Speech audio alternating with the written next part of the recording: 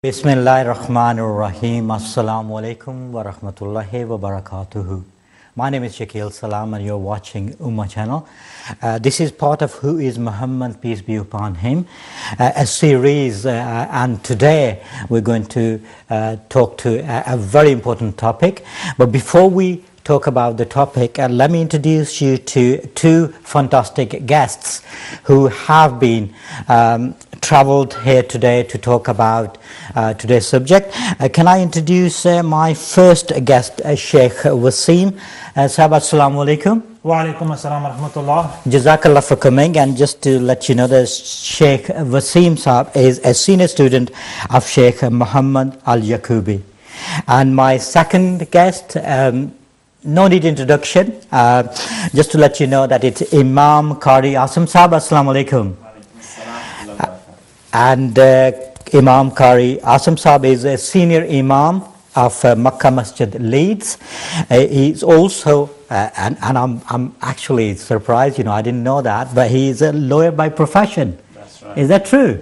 And apparently you're working for one of the largest law firm, not in the UK, but in the world. That's right, yeah. All right, okay. But not only that, I don't know where do you get the time, but you're chair of various advisory boards. You're renowned for your work in terms of interfaith and community engagement. I'm truly humble. I don't think you need to go into that much introduction. Especially with the youth, isn't it? That's absolutely fine. And mashallah, both of our guests are going to talk about the subject, which is the miracle of the Prophet, peace be upon him, and the knowledge of unseen. But before we start the program, I'm delighted to introduce you to Qari Arshad Mahmood Bagarwi Sahab, and he is going to do a Naat Sharif for us. So Qari Sahab, Bismillah. Salli ala nabiyyina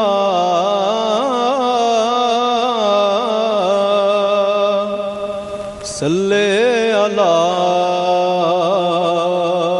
Muhammadin Salli ala Kareemina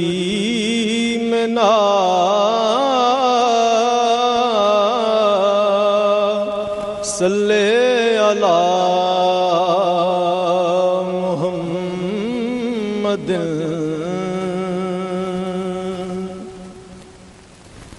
جلوہ فگن ہوئے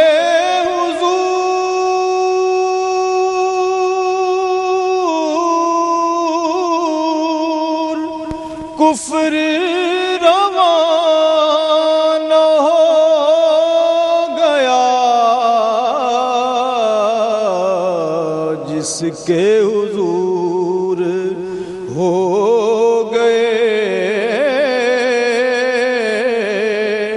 اس کا زمانہ ہو گیا صلی علی نبینا صلی علی محمد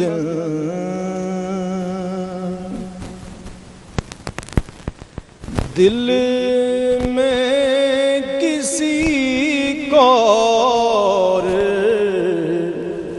بسایا نہ جائے گا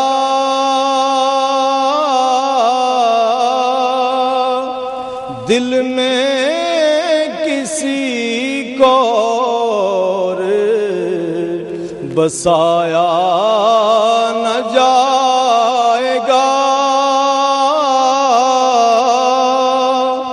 ذکر پاک بھلایا نہ جائے گا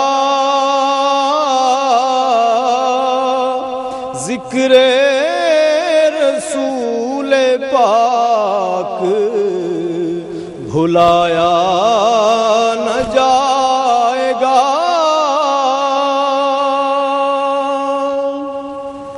ہم کو جزا ملے محمد کے عشق کی ہم کو جزا ملے گی، محمد کے عشق کی دوزخ کے آس پاس بھی لایا نہ جائے گا، دوزخ کے آس پاس بھی لایا نہ جائے گا،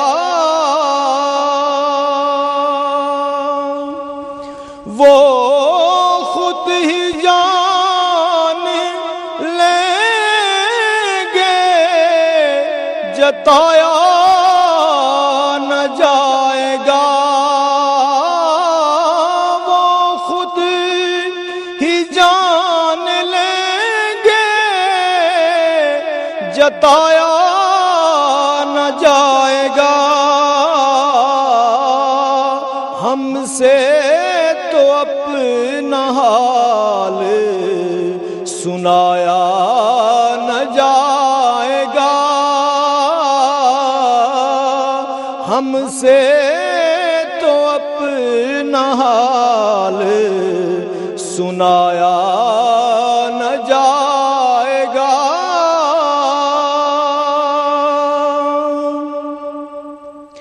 بے شک حضور شافع محشر ہے منکرو، بے شک حضور شافع محشر ہے منکرو، کیا ان کے سامنے تمہیں لایا نہ جائے گا، کیا ان کے سامنے تمہیں لایا نہ جائے گا، کہتے تھے یہ بلال تشدد پہ کفر کے، کہتے تھے یہ بلال تشدد پہ کفر کے، عشق نبی تو دل سے مٹایا نہ جائے گا، عشق نبی تو دل سے مٹایا نہ جائے گا،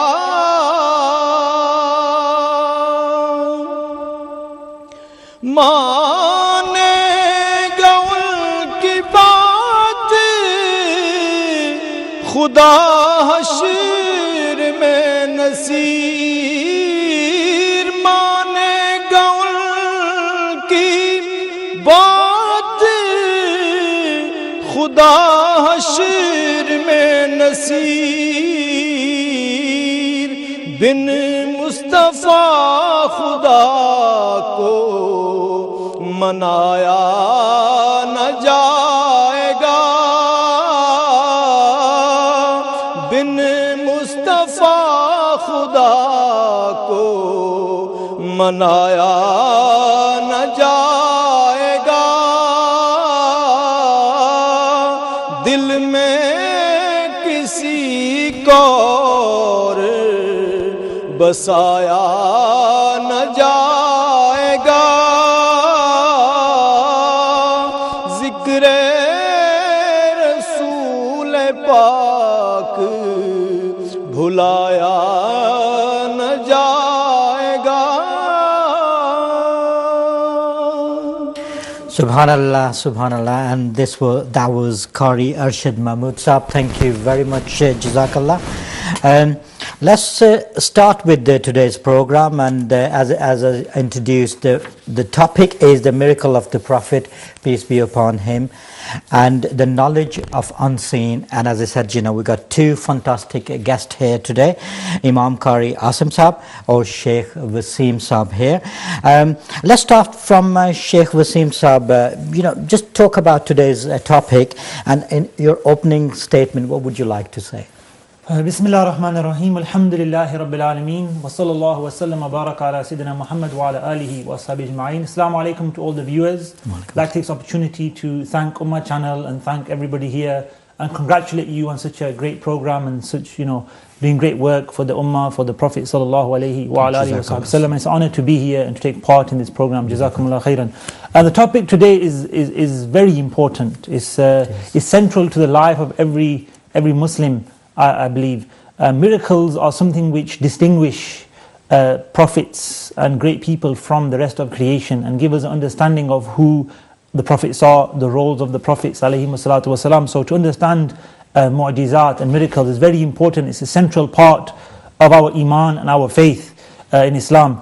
And the knowledge of the unseen of the Prophet sallallahu alayhi wa ala alihi wa sahbihi sallam is a topic that also is part of the miracle of the Prophet ﷺ, who he is, his status, alayhi salatu wasalam, which also deciphers him and distinguishes him from the rest of creation. So it's important we understand he's special and he's different and better than us, and how so is hopefully we'll delve into that today, inshallah. Inshallah.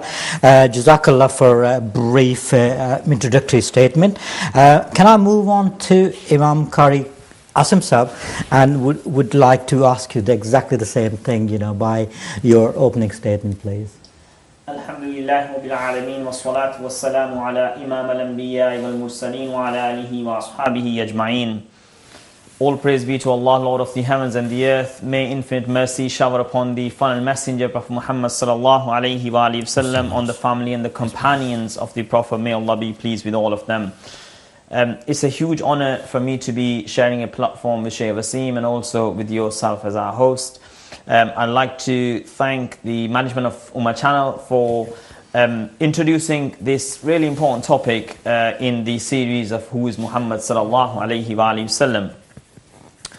Miracles are extraordinary events, and Allah subhanahu wa ta'ala performs miracles at the hands of the prophets in order to prove the truth and infallibility of their prophethood.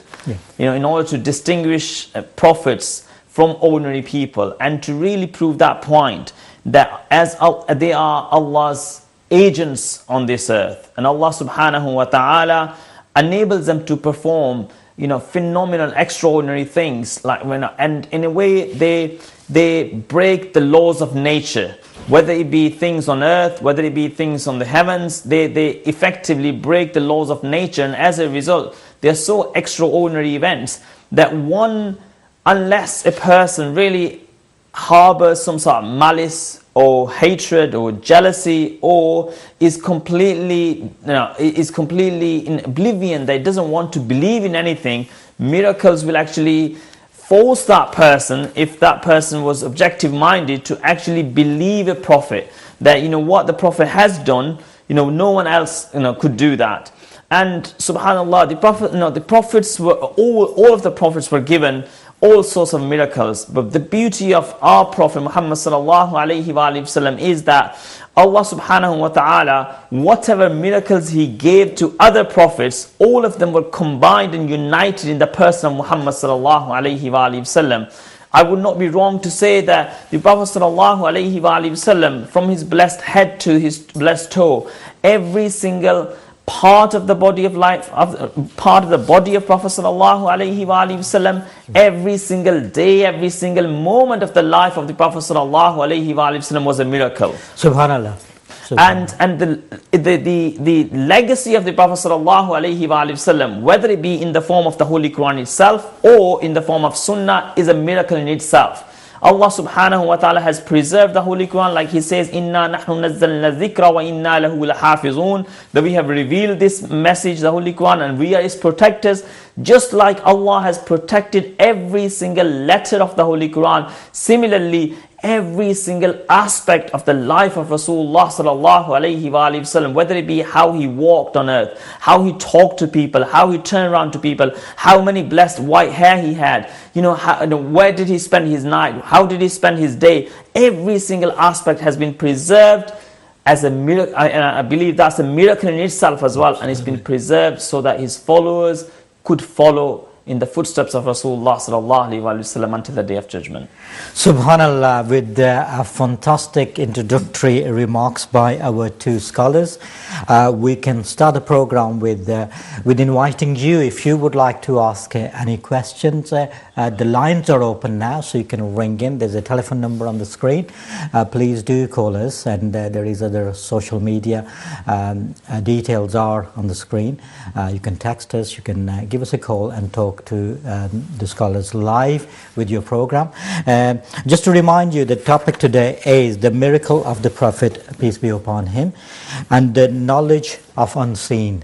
So this is what we're going to talk to today, and as both of us scholars very wisely, very intellectually introduced that everything our Prophet Muhammad sallallahu alaihi wasallam had is a miracle. And what we're going to do is we're going to discuss in detail some of the amazing miracles and the purpose behind it, and also looking at ilm ghab or knowledge of unseen, inshallah, in today's program. Just to move on, Sheikh Wasim, it's basically everything about our Prophet Hazrat Muhammad sallallahu alaihi wasallam is a miracle. But how do we define a miracle? I think that's a very good question to start upon. What is a miracle? And Qari Sahib actually mentioned is breaking the norms, supernatural events, and that's what the ulama define a miracle to be. It's what we call in Arabic khariq al-ada. It's something which exceeds the norms. Normally, a knife cuts or fire burns, but we read in the Quran that the fire did not burn Ibrahim alayhi salam. The famous story of Ibrahim alayhi salam, how he's thrown to the fire. Allah says in the Quran, Ya naru kuni bardan wa salaman ala Ibrahim. O fire, be cool and peaceful upon Ibrahim. And when he was thrown to the fire, it didn't burn him. That's a supernatural act. It's not normal. It breaks the norms. And such acts are what we would call miracles. And all prophets had miracles. Musa alayhi salam split the sea open. It's not normal to happen like that. Isa alayhi salam himself was born without a father. That's not normal. Allah can create how he wishes and how he wants. That's his power, subhanahu wa ta'ala. So similarly, the Prophet sallallahu alaihi wasallam did certain things. Certain things occurred at the hands of our noble Prophet sallallahu alaihi wasallam that go against those norms, those normal everyday activities. And when that norm is broken, when that everyday activity, such as, if you see a stone, for instance, and it speaks to you, that's not normal. And when the Prophet ﷺ said, I remember stones in Makkah, I used to walk past them, they used to give me salam.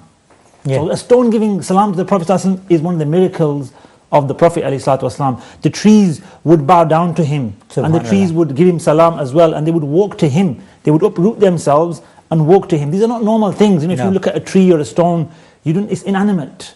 But the miracle of the Prophet ﷺ and the miracles of the Prophet ﷺ brought these inanimate things to life. Absolutely. Inshallah, we'll talk more about these sort of examples to come. We will do that. And Karisa, same thing, it's a miracle happen across all the prophethood throughout thing.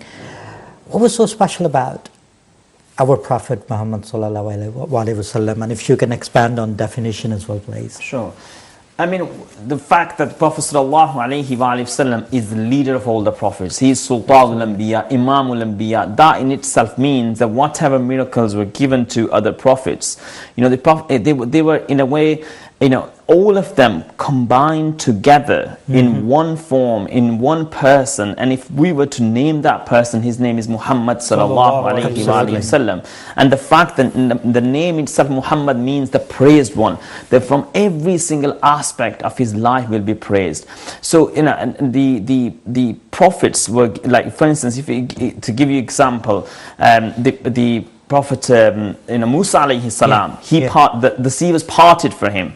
That's a miracle, and Allah subhanahu wa ta'ala mentions that miracle in the Holy Quran. The Musa alayhi salam, and through his barakah, through his blessing, all of his followers managed to go across the sea, and actually they were, if you like, the tunnels were created in the sea. Absolutely. But as soon as the Pharaoh and his people actually went into the sea, the parting ended. In a way, that was a miracle through the staff of through the danda, through the stick of Musa alayhi salam, that happened. Now sticks don't ordinarily they do not create a tunnel in a water. Now Allah subhanahu wa ta'ala, the beauty is obviously the tunnel was created by Lord of the heavens and the earth. The parting of the sea took place because Allah subhanahu wa ta'ala wished it to happen.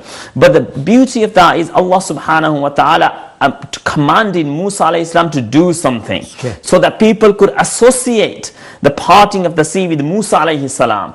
And that is to prove the truth and infallibility of the prophethood of Musa alayhi salam. And so similarly, lots of major miracles took place in the lives of the various prophets. Now the Prophet sallallahu alayhi wa sallam, before the declaration of his prophethood and even after the declaration of his prophethood, the Prophet sallallahu alayhi wa sallam performed miracles. This is the month of Milad. We talk about the blessed birth of Rasulullah sallallahu alayhi wa sallam. Now one of the narrations is mentioned, Sayyidina Abbas radiallahu ta'ala, who's the uncle of Rasulullah sallallahu alayhi wa sallam. He narrates long time after, saying, O Prophet Muhammad sallallahu alayhi wa sallam, you're my nephew. I knew that you were extraordinary. There was something special about you, because when you were a child, you were in a cot and you were in open air, and there was a moon on the sky. And with your blessed finger, like children play with their, with the things that they are, something amuses them and they play with them, etc. Now the Prophet sallallahu alayhi wa sallam, in his cot, he moves his blessed finger, and the moon is moving with his blessed finger. That is a miracle. That means that long before the declaration of his prophethood, and that's why Ahl Sunnah wal Jama'ah believe that the prophets are born prophets. Now he is the selected one, Muhammad Mustafa sallallahu alayhi wa sallam. Allah subhanahu wa ta'ala chose prophets from the prophets from billions of people, billion trillions of people that were ever going to come onto this earth. From amongst them, almost 124,000 souls were selected to be prophets, and then from amongst them we had 313 Rasuls, who were the messengers who were given the message. And then from amongst them we talk about Ulul Azm prophets like Prophet Ibrahim alayhi salam, Prophet Musa alayhi salam. Allah subhanahu wa ta'ala gave them special, if you like, special, granted special favors upon them. And from amongst all of them, Allah subhanahu wa ta'ala chose his beloved Habibullah, the beloved of Allah subhanahu wa ta'ala, the savior of mankind, the benefactor of mankind. And as a result, from his very early age, childhood, he performed extraordinary miracles in order to guide people to Allah subhanahu wa ta'ala. Now the beauty is, I think, if I would like to end on this point, that what happens these days, people are, people are very, mesmerized by extraordinary events, and there are some fake people out there who try to do, some extraordinary things to actually prove that they're special. The Prophet sallallahu alayhi wa sallam, in a way, whenever he performed miracles, it wasn't about proving, it wasn't about, because of his ego. It wasn't about that he wanted to prove a point, himself to those people, but it was actually to prove that he receives message from Allah subhanahu wa ta'ala, and that he is the beloved of Allah subhanahu wa ta'ala. Subhanallah, Jazakallah for that, and that was a fantastic explanation, and the guide, and the topic itself is amazing topic, and what we're hearing today, I think is going to benefit all of us to understand more about the miracle. There are huge variety of miracles during the time of our beloved Prophet Hazrat Muhammad sallallahu alaihi wasallam, and what we're going to do is we're going to talk about that, and then we're going to move on to looking at the knowledge of unseen and discuss about that. If you would like to ask any questions, if you have any explanation, or if you want to explain or discuss any of the subject what we raised today, please do so. The telephone numbers are on the screen. There are different methods you can use it. So we're talking about miracles. So Sheikh Wasim, if we talk about the miracle, there's from birth onwards, there are miracles There's a huge amount of miracles, and I don't know whether we'll cover all of them, but let's look at some of the miracles, perhaps from childhood onwards, which are really important. Yeah, no, alhamdulillah, there's over 1,000 miracles actually recorded of the Prophet Muhammad sallallahu alayhi wa ala alihi wa sallam, and the majority of them are in the sound collections of hadith as well. So our Prophet had thousands of miracles. It's not incorrect to say that.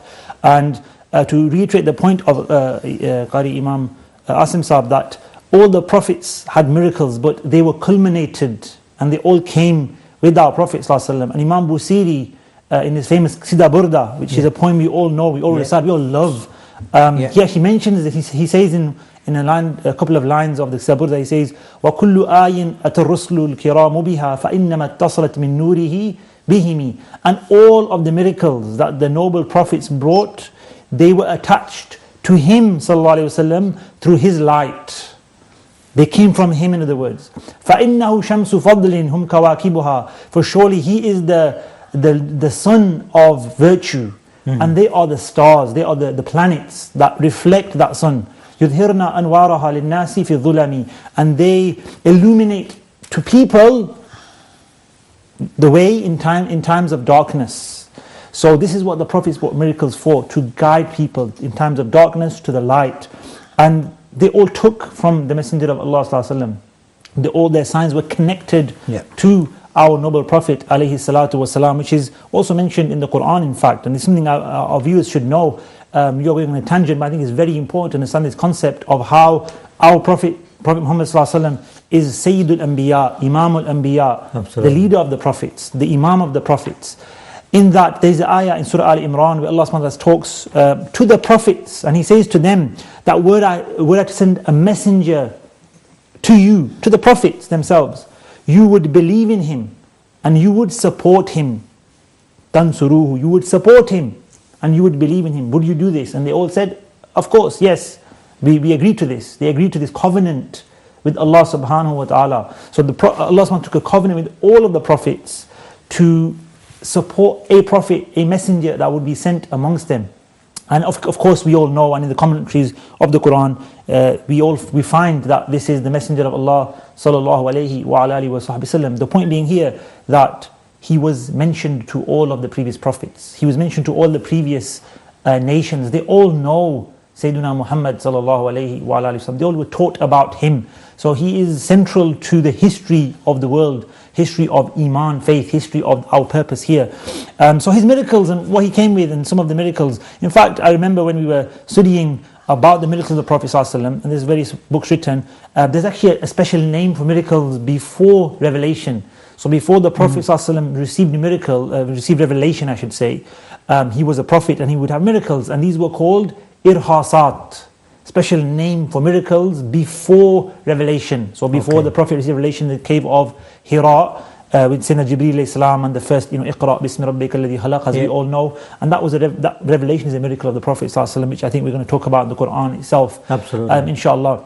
But all the miracles that occurred before this time were called irhasat, a pre-revelatory miracle, pre-revelation. And some of those miracles, I think one of the ones that I remember and always stands out in my heart is the story of the Prophet ﷺ when he was young and he wanted to go to Syria with his uncle Abu Talib. Abu Talib was looking after him. He was an orphan sallallahu alaihi wasallam. He lost his mother and his father beforehand, and he was looked after by his uncle Abu Talib, and he was very close with his uncle. He had a strong attachment to Abu Talib, and Abu Talib was going to do business and travel to Syria. And he wanted to go with his uncle. Uncle was saying, no, don't go, it's dangerous, so forth, you're young. He was maybe about 14 years of age at the time. But eventually, due to his strong attachment, he kind of was convinced his uncle to take him to Syria. So they went on the journey to Syria, and it's a famous incident that they stopped at a place called Busra, or just outside Busra, a southern town in the south of Syria. And as the caravan stopped, so there was the Quraysh, there was Abu Talib and the Prophet ﷺ and other people, their camels and their goods and so forth. A monk came out to them, a famous monk called Bahira, the monk.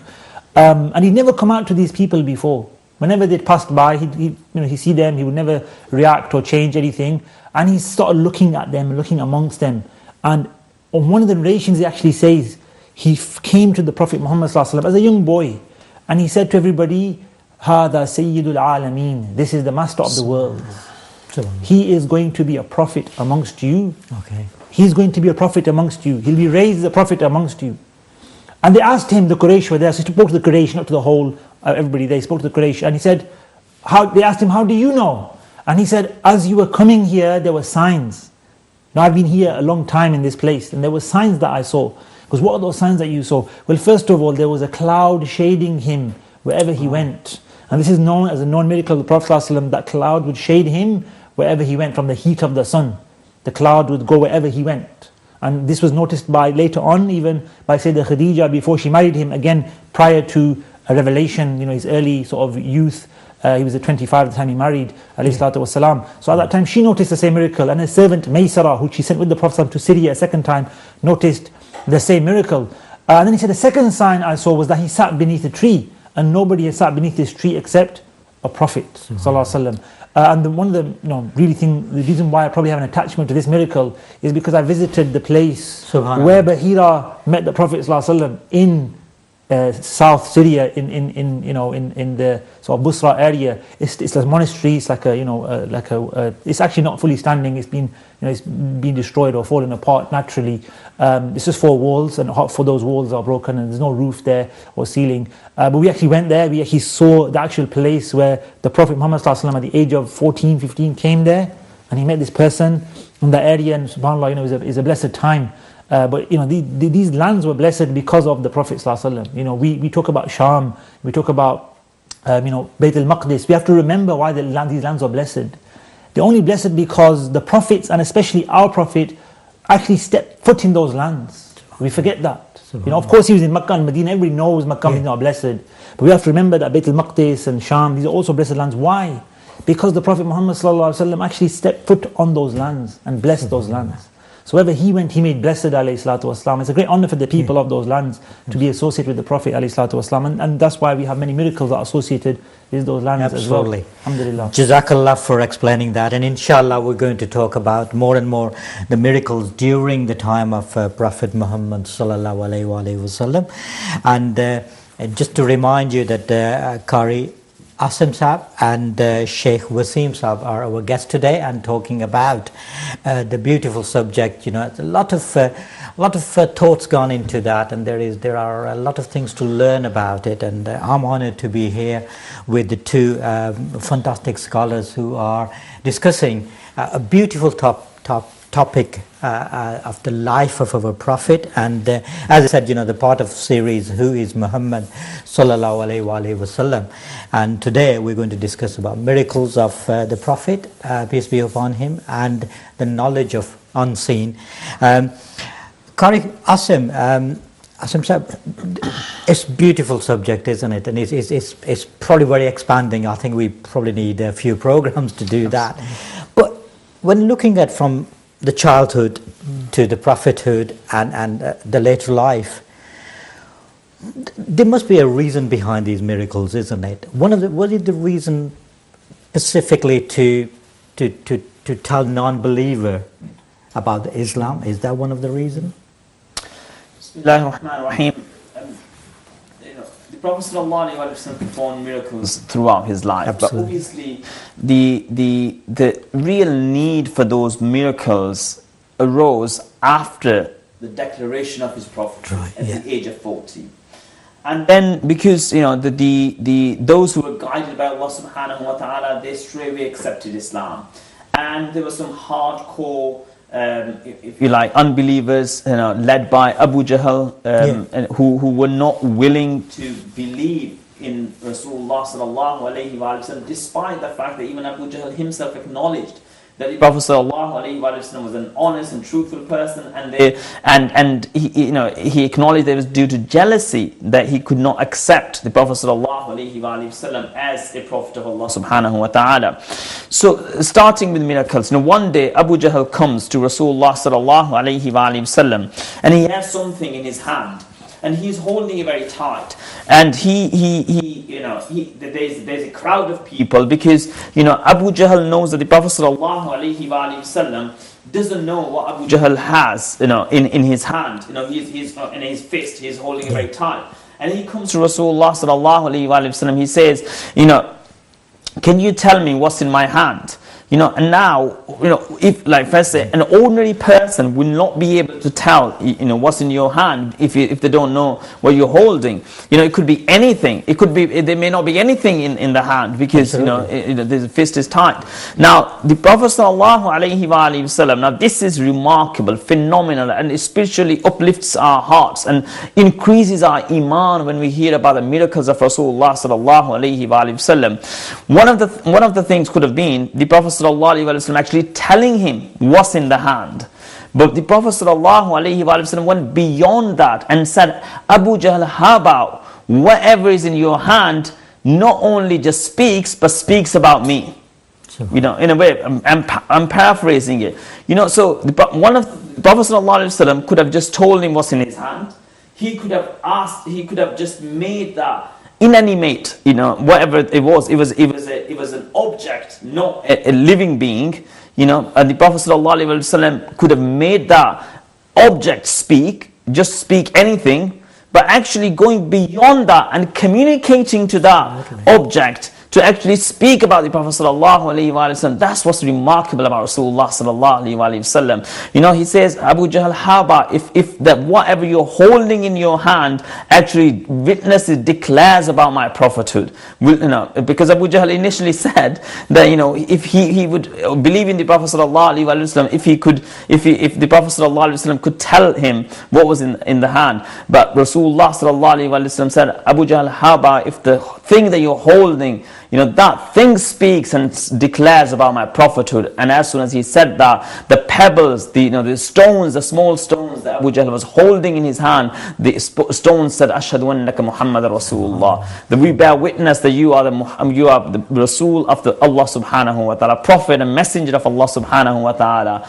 And now, if his heart was open, if he was willing to accept the truth, he would have accepted that, because you didn't need any further signs. No. But he just threw those pebbles away and said, this is hada sihr, and this is just jadoo, this is just magic. This is when the hearts are sealed. When you're not willing to accept something, then nothing will make you accept. But otherwise, the purpose of miracles is to actually help you, guide you to understand that the person that you're talking about, is not an ordinary person. He has a connection with the supernatural. He has a link with this superpower, and that superpower has actually allowed him, bi'idhnillah, with the permission of Allah subhanahu wa ta'ala. The Prophet Muhammad sallallahu alaihi wasallam made those stones speak, not only just speak, but speak about the Prophet sallallahu alaihi wasallam. And like that, there's so many other examples. One day, an unbeliever came to the Prophet sallallahu alaihi wasallam and was looking for some sort of, sign. The Prophet sallallahu alaihi wasallam said, how about if I could ask that tree, that's far away from us, that's yards away from us, if you could ask that tree to come to me, to come to my blessed feet and speak to me. How about that? The Prophet ﷺ had not even ordered the tree yet. And the tree, as soon as it heard the wish of the Prophet ﷺ to come to the Prophet ﷺ, the narrators mentioned, in the hadith is mentioned that the tree moved to one side first and then to the other side again, as if the tree was uprooting itself, and the tree then uprooted itself and came walking. Now the trees don't walk. Firstly, trees don't understand what we say to them. But this is the beauty of Rasulullah ﷺ, that he had a connection. He could not only speak and communicate with human beings, but with animals, with inanimate objects, with the creation of Allah subhanahu wa ta'ala, because Lord of the heavens and the earth says, وَمَا أَرْسَلْنَاكَ إِلَّا رَحْمَةً لِلْعَالَمِينَ. He's a mercy to all the worlds. And mercy means that he has that connection with all the worlds, and a special connection with the believers. وَهُوَ بِالْمُؤْمِنِينَ رَؤُوفٌ رَحِيمٌ. Just to finish off on this miracle, that tree then uprooted itself. understood what the Prophet ﷺ was trying to say, uprooted itself and came to Rasulullah ﷺ. Not only just came to Rasulullah ﷺ, but actually when the Prophet said, "You can," I was just asking, I was just saying to this unbeliever whether that would be enough for him. Now you can go back, and the tree then went back and again refixed itself on earth. This is the miracle of Rasulullah sallallahu alaihi wasallam, one of the thousands of miracles. Subhanallah, and there's a lot to talk about it, and as I said, we move on to another topic shortly, which is very relevant actually, and sort of connected in a way. Just to remind you that we are doing the series. You have seen a number of programs so far, and today we're specifically talking about the miracles of the Prophet Muhammad sallallahu alaihi wasallam. What we're going to do is we're going to have a small break, and inshallah after the break we'll carry on with Imam Qari Asim and Sheikh Wasim Saab to carry on discussing about the miracles and the knowledge of unseen. So stay with us, don't go away, and we'll see you shortly. Bismillahir Rahmanir Rahim. Welcome back. My name is Shakil Salam, and you're watching Ummah Channel Sky 820. Today's the series Who is Muhammad, peace be upon him. The series, the topic for today is the miracle of the Prophet, peace be upon him, and the knowledge of unseen. I'm delighted that we have two renowned scholars with me, Imam Qari Asim Saab and also Sheikh Wasim Saab with me. We discussed during the first part of the program some of the purpose behind the miracles and some of the miracles. So we will carry on, and later on we're going to look at the knowledge of unseen and talk about that to finish off the program. So Imam Qari Asim Saab, if I start with you, we've got thousands of miracles to talk about, but as I said, because of the time, let's look at some of the key miracles which probably change the whole concept of our understanding and bring us closer to the faith. So what came into your mind, one of the biggest miracles? Bismillahir Rahmanir Rahim. Obviously, as Shakil Saab, you mentioned that there are thousands of miracles and the authentic miracles. But one of the major, or perhaps the major miracle of Rasulullah sallallahu alaihi wasallam after the miracle of the Holy Quran. So the Holy Quran itself is a miracle. Yes, absolutely. Yeah, but after that, the second major miracle in the life of the Prophet sallallahu alaihi wasallam is what is known as Mi'raj. Yeah, we usually call it Mi'raj, but it's also Isra and Mi'raj. The earthly journey as well as the heavenly journey with body as well as spirit of the Prophet sallallahu alaihi wasallam. It just broke every law of nature, if you like. Very briefly, I think we all know what Isra and Mi'raj is. Very briefly, the Prophet sallallahu alaihi wasallam traveling from Makkah al-Mukarramah to Baytul Maqdis. This was earthly journey. It used to take them more than 40 days to undertake this journey. Then from Baytul Maqdis, there the Prophet ﷺ leading all the prophets in prayer, and therefore actually all the prophets in body form came to this earth to actually stand behind the Prophet ﷺ to actually, so that on this earth he became the Imam of all the prophets.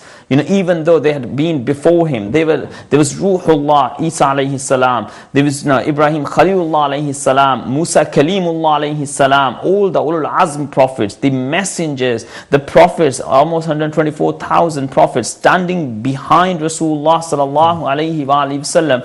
That just really increases our iman. That in a way, firstly, it shows the continuity of the message of Allah subhanahu wa ta'ala, that all prophets came with the same message. And secondly, that our prophet is Sayyiduna Imamul Anbiya, Rasulullah sallallahu alayhi wa sallam, the leader of all the prophets. Then from there, the Prophet sallallahu alayhi wa sallam going to the first heaven and all the way until the seventh heaven. No ordinary bashar, human being can do that. When you go there, no oxygen, nothing, you cannot survive. And then the Prophet ﷺ going beyond the seventh heaven until he reached the low tree, where Angel Jibreel, who is accompanying him, who's made out of light. Made out of light. He is the leader of all the angels. Even he says that I cannot go even 1 inch beyond this point. What does that show? The Prophet ﷺ left this world, which is occupied by human beings, and then he went to a point beyond which even some a creation of Allah subhanahu wa ta'ala made out of light could not go beyond that point. The Prophet ﷺ crosses that point until he reaches the presence of Allah subhanahu wa ta'ala. And Allah says, فَأَوْحَى إِلَىٰ عَبْدِهِ مَا أَوْحَى. Allah communicated with his servant whatever he communicated with his servant. It's beyond our understanding and comprehension. And then Allah subhanahu, the amazing thing about this miracle is that all the other miracles that we will mention inshallah, some of those which we have mentioned were performed in front of a human eye. There was humans who were witnesses to those miracles. They narrated them in the books of Ahadith. Now this is the only miracle which was not performed in front of a human eye. Therefore Allah subhanahu wa ta'ala is the narrator of this miracle. And Allah subhanahu wa ta'ala does not only just talk about what happened. It goes into detail in the sense that Allah subhanahu wa ta'ala talks about the emotions of the Prophet sallallahu alaihi wasallam. Ma zagha al-basar wa ma tagha laqad ra'a min ayati rabbih al-kubra. Allah subhanahu wa ta'ala mentions the flickering of the movement of the eyes of Rasulullah sallallahu alaihi wasallam. How much detail can you go into? And this is Lord of the heavens and the earth performing. So and then the Prophet sallallahu alaihi wasallam witnessed what goes on in paradise. He came back and described what happens in what will happen in the fire of hell. He was physically witnessing all of those things that are going to happen in future, and he came back and the clock had not started kicking. In other words, the Prophet ﷺ is the essence of this world. And once the essence, the soul had been taken out of this world, everything else stopped. Just like you take the example of a charger. It's like you have the phone is still there, but it hasn't got battery, it hasn't got charge. It's not charged. It doesn't start working. The Prophet ﷺ is the essence of this earth and essence of this world and all the worlds, because he's a mercy to all the worlds. So I think the Isra and Mi'raj is the most phenomenal miracle of Rasulullah. Absolutely. Subhanallah and Jazakallah for that. Let's go to a telephone line. We have W. Khan waiting for us from London on our telephone call. Assalamu alaikum. Wa alaikum assalam wa rahmatullahi wa barakatuh. Dr. Shakeel, salam to you and both bright, superb, splendid, sublime scholars, mashallah. So 4 terse topical theological questions, poignant, pertinent, please, for benefit of Ummah. Firstly, what is major difference between miracles, mu'jizat of Prophet, and minor miracles, karamat of saints, awliya? Is it merely magnitude, amplitude, or frequency, quantity of extraordinary events?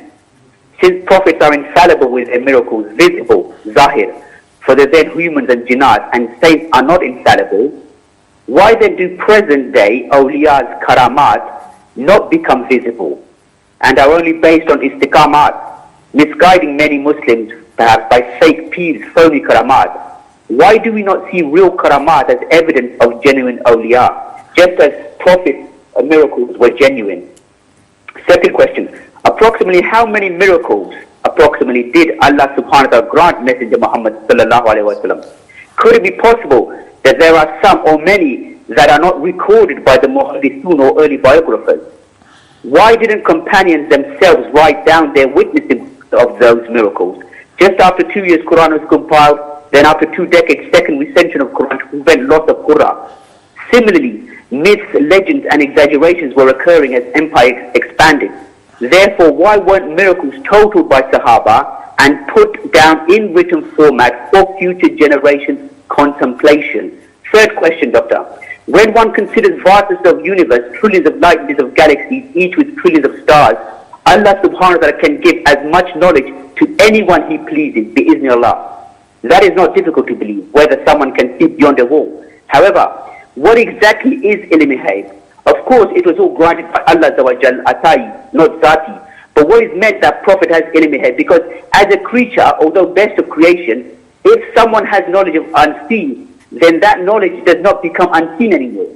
What is difference between receiving revelations, wahi, rather than ilm ghaib? Because the episode with the Jewish woman with poisoned meat from Bukhari's Hadith 3786, narrated Anas bin Malik, a Jewess brought a poisoned cooked lamb sheep for the Prophet who ate from it. And then Anas bin Malik says that you continue to see the effect of the poison on the palate of the mouth of Allah's apostles. Similar report from Ibn Sa'd Tabaqat, page 249, I think it is, where a companion, Bashar ibn al-Bara, passes away as a result of that poisoned meat. What wisdoms, why ilm al-ghaib was not used earlier rather than wahi after a bite to save that companion? Also, very finally, whilst Quran exegesis can differ on this subject, briskly, Doctor, if ilm al-ghaib, why Prophet of Mercy didn't tell Muawiyah and Ali radiallahu anhu what will happen in future and not fight no matter what after Uthman's martyrdom for betterment of future Muslim Ummah, which has been split for over 1400 years as a result? Many thanks. Jazakallah khair. Okay, Jazakallah, very detailed. We'll try our best to respond to some of the questions. So let's move on to the concepts. The first question, the difference between a miracle and karamat. So Bismillah, first of all, thank you for your call. Wa alaikum assalam wa rahmatullah. Very good questions, I think very pertinent questions and something that should be addressed.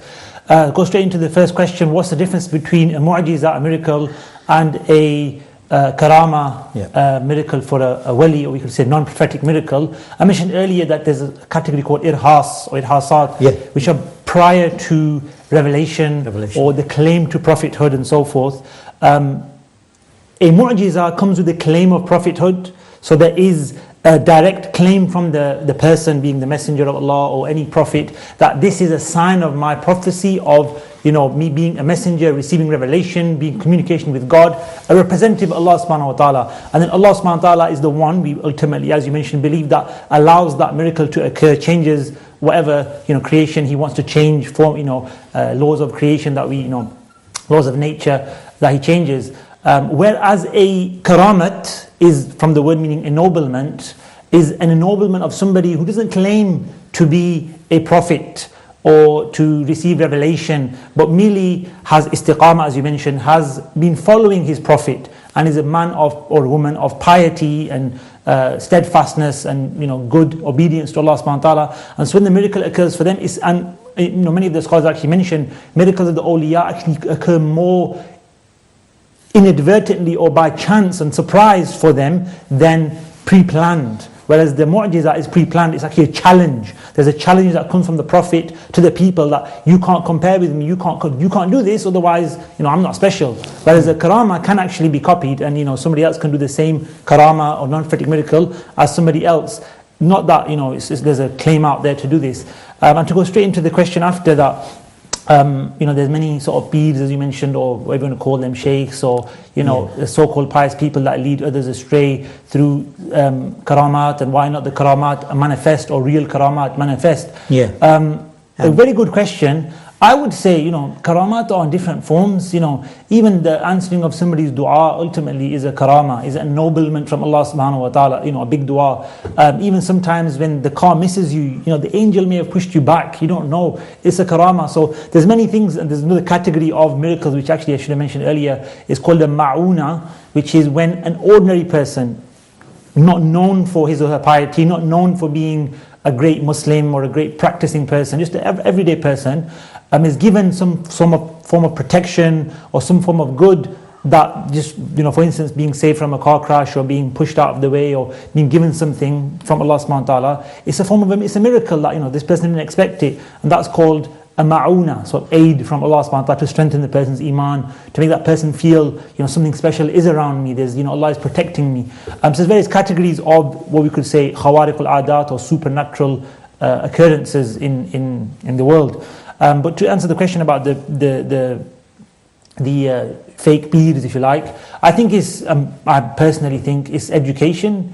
It's just basic knowledge of our deen, of miracles, of what a beard is for, why we should have a beard or should not have a beard, why, how it all works, the purpose of life in a sense, right? Why are we, why are we praying for, why are we fasting for, what's it all about? So what's the role of a beard and a sheikh in all of that, right? Because that's my real goal, is to worship Allah subhanahu wa ta'ala. So people, tend to take a beard for miracles, a cure of a disease, or maybe, marriage, or maybe, wealth and business, and that's not the job of a beard or a murshid or a sheikh.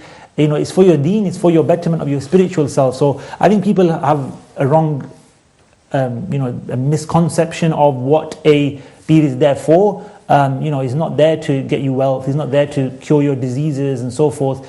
He's there to spiritually guide you to Allah subhanahu wa ta'ala. Just like we have fiqh laws for purification, prayer, divorce, business transactions, we have the inner aspect of Islam, purifying the heart of malice, of envy. And Allah talks about this in the Quran, many verses we could mention. One of them is وَذَرُوا ظَاهِرَ الْإِثْمِ وَبَاطِنَهُ, and abandon the outward of sin and the inward of sin. The outward being outward acts of lying, fornication, etc., and drink alcohol and other sins.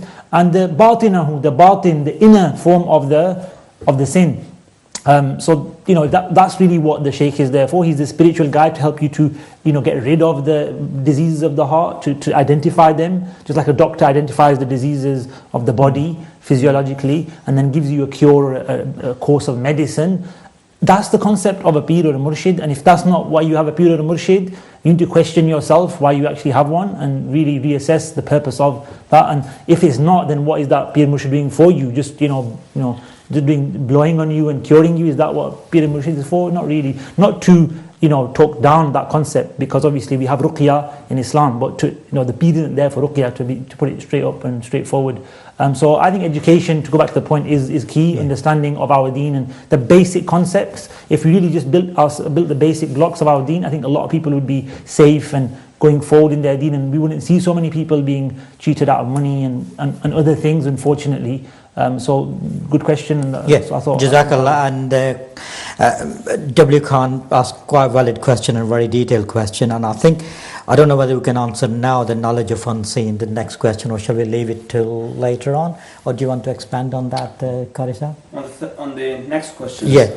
And so if you could remind me the next question. I think he talked about knowledge of unseen, and I think he gave example of the Jewish woman and the poison. Right, yeah. Bismillah ar-Rahman ar-Rahim. So I think perhaps it'll be helpful if we just generally talk about knowledge of the unseen. Allah subhanahu wa ta'ala mentions in the Holy Quran, first of all, that Allah subhanahu wa ta'ala giving the knowledge to Adam alayhi salam.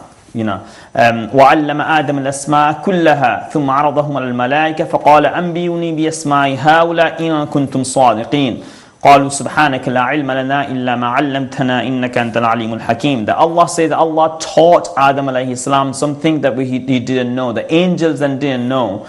Allah asked the angels. When angels couldn't respond, then it was through the knowledge that Allah had given to Adam alayhi salam, that Adam alayhi salam وَعَلَّمَ آدَمَ الْأَسْمَاءَ كُلَّهَا, that he named everything that Allah subhanahu wa ta'ala had taught him. So there is a basis that Allah subhanahu wa ta'ala teaches the prophets. Then when it comes to the Prophet sallallahu alayhi wa sallam, Allah says وَعَلَّمَكَ مَا لَمْ تَكُنْ تَعْلَمْ, that we taught you what you didn't know before. Right? Allah subhanahu wa ta'ala says, Ar-Rahmanu allama al-Quran. Rahman, the most merciful, is the one who's taught the Quran, and not just the words of the Quran, but the meaning and the interpretation, everything that stems from the Holy Quran to the Prophet sallallahu alayhi wa sallam. Now, then فَأَوْحَى إِلَىٰ عَبْدِهِ مَا أَوْحَى, Allah subhanahu wa ta'ala revealed to Prophet sallallahu alayhi wa sallam whatever he revealed. So that means he has a special relationship with Allah subhanahu wa ta'ala, that that Allah subhanahu wa ta'ala teaches the prophets, and then in particular when we talk about the Prophet sallallahu alayhi wa sallam. Now then if we say that Allah is saying, if we just focus on this verse, وَعَلَّمَكَ مَا لَمْ تَكُنْ تَعْلَمْ, that we taught you what you didn't know. Now what you didn't know, Allah subhanahu wa ta'ala has taught the Prophet sallallahu alayhi wa sallam. We believe Allah gave him the knowledge of everything. Allah subhanahu wa ta'ala gave him the knowledge of everything. As Allah says, يَعْلَمُ مَا بَيْنَ أَيْدِيهِمْ وَمَا خَلْفَهُم وَلَا يُحِيطُونَ بِشَيْءٍ مِّنْ عِلْمِهِ إِلَّا بِمَا شَاءَ. That Allah subhanahu wa ta'ala is all-knowing, all-seeing. And as a result, when Allah has taught the Prophet sallallahu alaihi wasallam, then the Prophet sallallahu alaihi wasallam knows everything that Allah has taught him. Now what Allah has taught him, why he hasn't taught him, we do not know. But what we definitely know from the authentic ahadith, that the Prophet sallallahu alaihi wasallam knew everything that's been taught that was needed to be taught to the companions. So for instance, there's a hadith in Imam Musnad Ahmad, that the companion said the Prophet sallallahu alaihi wasallam had taught us so much that we even knew how the birds fly in the heavens. Now in a way they would just give you example, like we didn't really need to know how the birds fly. Now we know through science and everything else, how things happen. But the Prophet sallallahu alaihi wasallam had told them that much. And there's another hadith, the Sayyidina Umar radiallahu ta'ala mentions that one day the Prophet sallallahu alaihi wasallam was questioned, and then the Prophet sallallahu alaihi wasallam sat on the minbar, on the pulpit, and he started telling us. And then the time for the prayer came. The Prophet sallallahu alaihi wasallam came down from the pulpit. He led the prayer. Then he went back on the pulpit. In other words, he taught them all day long. And then the Sayyidina Umar radiallahu ta'ala says that from amongst all of us companions, the one who is most knowledgeable is the one who remembers the most from that day. Because the Prophet sallallahu alaihi wasallam taught them until was to come, until the day of judgment. Having said all of that, the question was raised that then how come some of the events that are going to happen were not prevented by the knowledge of Rasulullah sallallahu alaihi wasallam? It's a very pertinent question, very, in a way, a challenging question. The fact is that Allah subhanahu wa ta'ala taught Adam alayhi salam everything. Despite that, when it was the will of Allah subhanahu wa ta'ala that an inevitable event was to happen in paradise, as a result of which Adam alayhi salam, was to come onto this earth. This was already Allah's will, that will happen. As a result, Adam alayhi salam did eat that particular product in paradise, and as a result the events took place. Similarly, it's the knowledge of the unseen doesn't mean that you prevent all the things that are going to happen. Knowledge of the unseen really is that actually you know so much that you accept the will of Allah subhanahu wa ta'ala. That's one way of looking at it. Sometimes we get so disappointed, frustrated, and we wish we had all the power that we could prevent all the things that happen to us. But the people who know the most, they have reached that level. And I'm not talking about prophets here, even I'm talking about the noble, the pious people that know so much that they're actually content with the will of Allah subhanahu wa ta'ala because of their knowledge.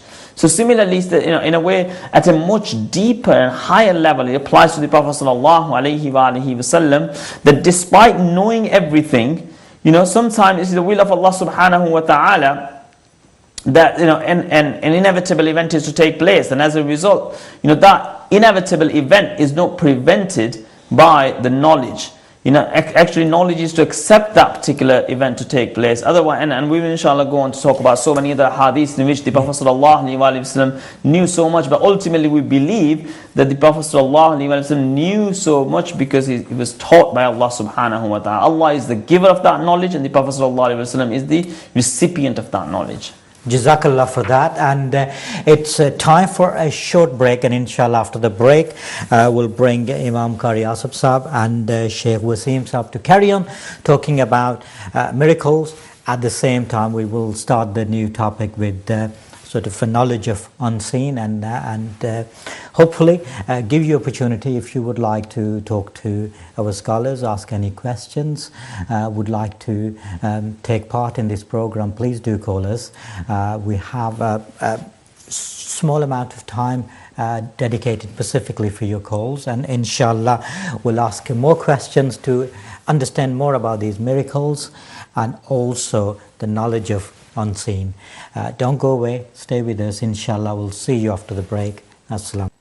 Bismillahir-Rahmanir-Rahim. Assalamu alaikum wa rahmatullahi wa barakatuhu. Welcome back. My name is Shakil Salam, and you're watching Ummah Channel Sky 820. Who is Muhammad, peace be upon him, the series. And today we're specifically talking about the miracle of the Prophet Muhammad sallallahu alaihi wasallam and the knowledge of unseen. Jazakallah for W. Khan from London for asking some very interesting, very intellectual questions, and inshallah we'll cover some of the question in our next topic. Sheikh Wasim, we were discussing about miracles, and Qari Sahib very in detail mentioned about one of the biggest miracle of Prophet's time. Can you think of any miracle which you think is... Bismillah ar-Rahman ar-Rahim. Indeed, there's so many, we said thousands. In fact, I'll just mention a few miracles, just short miracles to kind of set the picture of how many miracles there are. One of the miracles of the Prophet ﷺ actually is even before he was born. We all know the Surah Al-Fil. Alam tara kayfa fa'ala rabbuka bi ashabil fil, and how the army of Abraha came to destroy the Kaaba, and Abdul Muttalib was there, and they had a conversation, and these birds were sent with baked clay stones, and they were dropped on the people, and they all disintegrated and their bodies fell apart as they left, because they were coming to attack the Kaaba. There was actually the revelation. The Prophet was born in that same year, the year 50 days later, according to the most famous opinions. But really, if you look at the Quranic commentaries, they say this is, first of all, a blessing for Quraysh, because Allah is reminding them of the protection they receive for being in this beautiful, or this protected city, Al-Baladul Amin, Makkah Al-Mukarramah. And also that this is the birthplace of the Prophet ﷺ. This is the Mahbit al-Wahi, where the revelation came down to the Prophet ﷺ of the Quran, and so many miracles actually occurred, and of course the blessed land of Masjid al-Haram and so forth. So it's actually a preparatory miracle for the Prophet ﷺ in that this is his homeland, this is his birthplace, is protected by the Lord of the worlds. Not merely the house was protected by the Lord of the worlds, but the land was protected from being changed, or from being taken over by anybody else. So it was being prepared for the Prophet ﷺ by honouring his people, the Quraysh. So this is like a miracle as well of the Prophet ﷺ. A beautiful miracle of the Prophet ﷺ, another brief one, is in fact it's an amazing story. In Bukhari and Muslim, there's a hadith where we talked about the Prophet talking to animals. There was once a farmer, a shepherd, and he had his sheep. And one of the sheep was taken by a wolf in this hadith, and the farmer went to get his sheep back. And as he got there, he got to the wolf, and he had a struggle with the wolf, and he took the sheep back, and he said to the wolf, "Give me back my sheep." And the wolf spoke, and he said, "Leave me this one. Allah has given you rizq. Allah has given you sustenance. You've got so many other sheep. Let me have one. I'm hungry. I'm a wolf. This is my livelihood. This is what I have to eat. Can you leave me this one?" And he was amazed, because subhanAllah, a wolf speaks. A wolf is speaking, right? An animal is speaking to me. Wow. He was amazed. So the wolf said, "Shall I not tell you something more amazing than this?" He said, "Well, what is more amazing than this?" He said, excuse me. He said, "There's a man. He's in a city, Medina al-Munawwara, and he's announced his prophethood. He's a messenger, and he's calling people to Allah subhanahu wa ta'ala. Go and see him and see who he is. He's more amazing. His story is more amazing than me speaking." So this man decided to make the journey from where he was to Medina al-Munawwara, and as he arrived in Medina, he put his sheep to one side, his herd, and he moved and he came to the masjid. He asked for the Prophet ﷺ, and he spoke to the Prophet ﷺ in private. He spoke to the Prophet ﷺ, and he told him what happened. And the Prophet ﷺ was happy, and he was smiling. He said, "Please come and tell my companions." So he told the story in front of the companions, and eventually embraced Islam as well. And everybody was shocked and surprised that a wolf spoke. So the Prophet ﷺ said, "I believe this, Abu Bakr believes this, and Umar believes this. This is something to believe, a wolf speaking, this is something we believe." Today we know now that animals and human communication is breaking through. And the Prophet then said in the hadith, "The hour will not come until human beings speak to animals." There's going to be communication between human beings and animals at the end of time. And I think one of the things we've got to now is dolphins and humans, and I think there's communication and other things people who are doing research will know. And the Prophet ﷺ said that when one of you will leave your home, his thigh will speak to him. His thigh will speak to him as you leave your home. So meaning when you're out of home, your family will speak to you by your thigh. What do we all keep in our pockets? Our mobile phones. And it's bad for you, the radiation in your mobile phones, by the way, so it's not good to keep them on you all the time. But your thigh, in the sense of what's in your thigh, your pocket, your mobile phone, speaks to you, it informs you. The hadith actually says it informs you what your family had done, i.e. what's happening at home. And then it says your shoe will speak to you. Your shoe will speak to you. And not too long ago, maybe a couple of years ago, I came across 2 articles of shoes speaking. One was a sports shoe, like for runners, jogging shoes or athletics, where you wear these shoes and they're programmed to tell you how far you've run, how many calories you've burnt, and you actually plug it in and it speaks to you. It tells you verbally what's happened in your jog. And the second one I saw was actually ridiculous, was people have put mobile phones into shoes. So you can literally have a mobile phone in your shoe, and if you want to take a call, you take your shoe off and you put it to your ear, which is, like I said, it's a bit silly, but actually has occurred now. Now I'm sure those people didn't read the hadith of the Prophet ﷺ and decide to, put mobile phone into their shoes. They're non-Muslims who've done this. So it tells you that the Prophet told us about the miracles to come about. That's a miracle in itself, the signs of the Day of Judgment, which is a topic which, and before we move on to the knowledge of the unseen, we thought I'd mention that as well. And he actually mentioned another miracle or another sign. He said the end of the whip of a person will speak to him. And I wonder, Wallahu Alam, what that exactly means. The end of a whip could be, a whip meaning like a microphone or a stand, it speaks to you, Wallahu Alam. So these are some of the statements made by the Prophet ﷺ that are now being manifest in a way we can actually see that, wow, subhanAllah, look at the exact words of the Prophet ﷺ now, the prophecies, his miracles are being manifest to us today.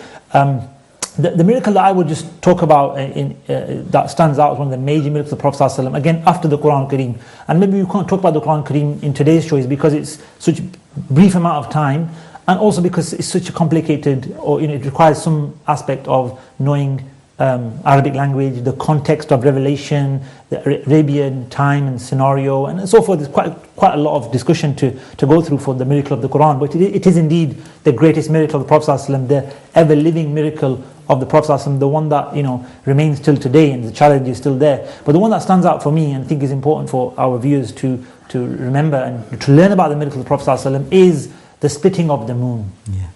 اقتربت الساعة وانشق القمر, as Allah says in the Quran, Surah Al-Qamar, Surah number 54, the hour has come close and the moon has been split.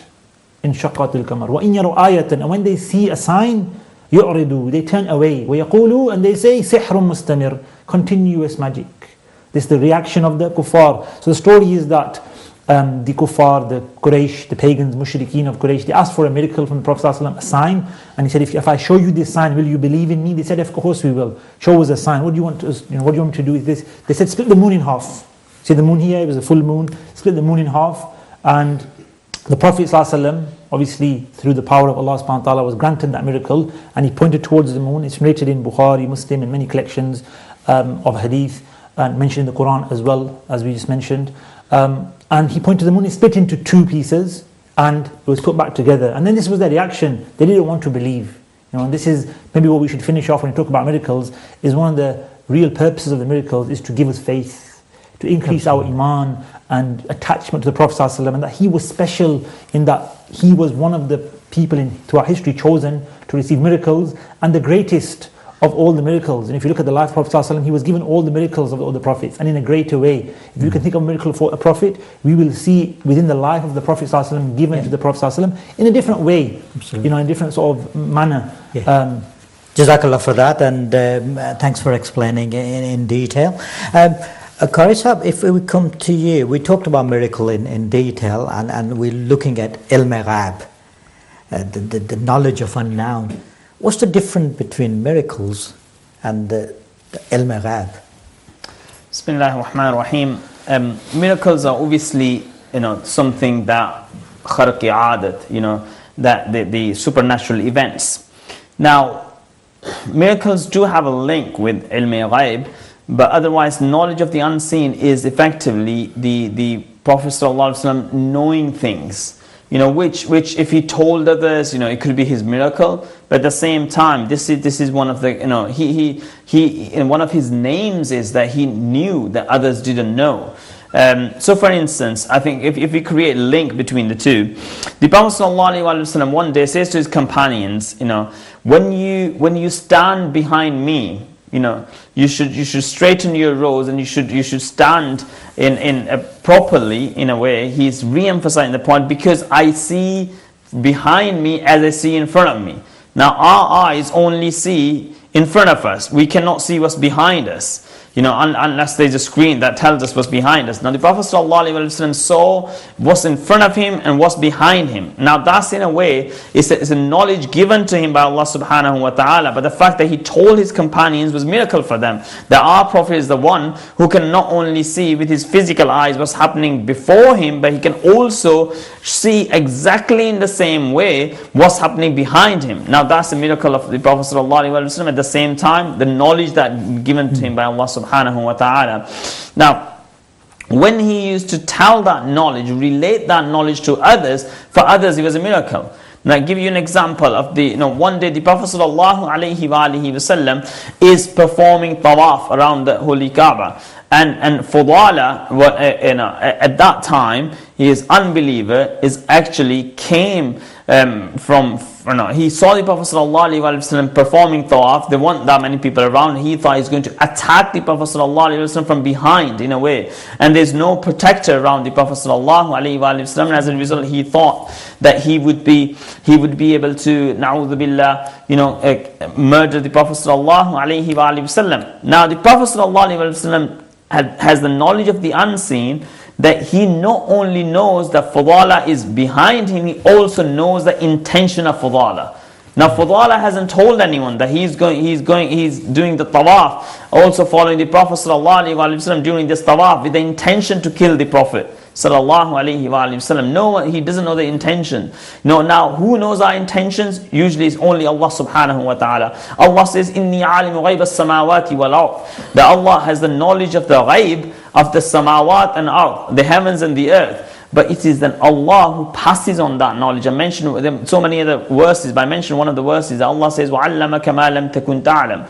That we taught you what you didn't know. So Allah subhanahu wa ta'ala has given that knowledge to Prophet sallallahu alaihi wasallam, that Fudala is with that intention to kill you. The Prophet sallallahu alaihi wasallam stops doing his tawaf, and he says to Fudala, how are you doing? In a way of paraphrasing it, Fudala, what's your intention? Fudala says, no, I'm just doing the zikr of Allah. I'm doing zikr ilahi. And the Prophet sallallahu alaihi wasallam doesn't say to him, Fudala, I know what your intentions are. Prophet ﷺ carries on going around the Kaaba.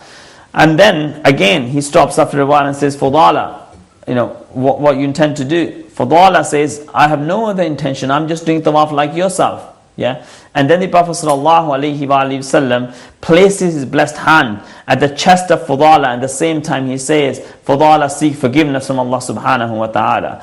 Now the Prophet ﷺ placing that blessed hand on the chest of Fudala then himself narrates this hadith. He says that the Prophet ﷺ, as soon as his blessed hand touched my body, the Prophet was the most dear to me. He was the dearest person to me on the face of the earth. Just a while ago, Fudala had the intention to kill the Prophet ﷺ, and as soon as the blessed hands of Rasulullah ﷺ touched Fudala, Fudala said the Prophet was the dearest person on earth. Now here I'm trying to say that it was the knowledge of the unseen that resulted in a miracle on Fudala, and it was the blessed hands of Rasulullah ﷺ touching Fudala, that for him it was a miracle, and he immediately believed in Rasulullah ﷺ. So many times the manifestation of that knowledge of the unseen happened in a miracle, but in a way they're two distinct things at the same time, because knowledge is something given to the Prophet ﷺ by Allah subhanahu wa ta'ala, and every time he didn't manifest that knowledge to others. Yeah, so there is quite a good link though, isn't it? Absolutely. And it's a very good link. So Sheikh Wasim, if we come to you, looking at the Ilm Ghab and the link what Qari Sahib talked about it, I mean, a lot of people wanted to know, the sort of looking at some example from Quran and Hadith. Yeah. So just explain, the Ilm Ghab. Inshallah. Bismillah ar-Rahman ar-Rahim. I want to just maybe take a step back for our viewers, because not everybody may be on the same level of understanding. So just to break it down maybe a bit from the basics first, and then I'll move into that what you've asked, inshallah. And what is ilm al-ghaib, and what do we mean when we say this, and is there a problem in saying this, and so forth. Ilm al-ghaib is knowledge of ghaib, unseen. Ghaib means something that's not absent, something that's not present. And of course the knowledge of Allah subhanahu wa ta'ala encompasses everything. Not, infinite, it's not limited. And this is the important concept, that ilm al-ghaib, in the sense of it being complete and dhati, as we say, independent and without any connection with anything else, and not being taught or acquired, is only for Allah subhanahu wa ta'ala, his dhati knowledge. Whereas when we talk about the Prophet alayhi salatu wasalam, about his ilm al-ghaib, and he was given this, which we're going to read through the Quran and the Sunnah, we'll find this, as Qari Sahib mentioned an example already. It's not dhati, it's what we can say ata'i, is gifted, or kasbi, acquired. It's not independent of Allah subhanahu wa ta'ala, but it's given by Allah subhanahu wa ta'ala. It's an ennoblement of the Prophet sallallahu alaihi wasallam by Allah subhanahu wa ta'ala. So that concept is perfectly normal, and it's what we should all understand as Muslims, as believers in Allah subhanahu wa ta'ala and Tawheed, the oneness of Allah, that He is the only one with complete power, complete knowledge, infinite, limitless, al-itlaq, as we can say in Arabic, absolute power without any restrictions or terms. It's just total power, omniscience, omnipotence. Whereas when we say for the Prophet or for any human being, it's limited. We all have knowledge, we all have power, we all have ability, thinking, will, but it's to a very, for us, to a very limited amount. And the Prophet ﷺ has the most of that, and something that we probably can't measure for the Prophet ﷺ, which is why he's ennobled with this ilm al-ghaib. So that's why I want to start off with, by putting that sort of concept in everybody's mind, that we're not comparing Allah to the Prophet ﷺ, because it's not a comparison we're allowed to make, or we make at all. The Prophet himself told us in a hadith, the knowledge, there's a long story about Khidr alayhi salam and Musa alayhi salam. In the end of the story, a bird pecks into the sea and takes out a few drops of water. And I believe Khidr alayhi salam says, or Musa alayhi salam says, that the comparison of the knowledge of the creation to the knowledge of Allah subhanahu wa ta'ala is the amount of water that has just been taken from the ocean. And the scholars commentate, that's not to provide a comparison, it's just to tell you nothing has been taken. It's to show there's no change, there's no reduction in the knowledge of Allah, or no comparison. It's just so minute. There is obviously what is a part of an infinity. It's infinity. We can't actually get to an answer. So that's something we have to put forward first before we talk about this concept of how Allah subhanahu wa ta'ala ennobled the Prophet ﷺ with ilm al-ghaib. And we have to then emphasize that ilm al-ghaib for the Prophet ﷺ is a special characteristic. It's not just, he was given revelation. I think that was the question of Brother W. Khan, yeah. And that ilm al-ghaib and revelation, is there a difference? Revelation is communication of Allah to the Prophets.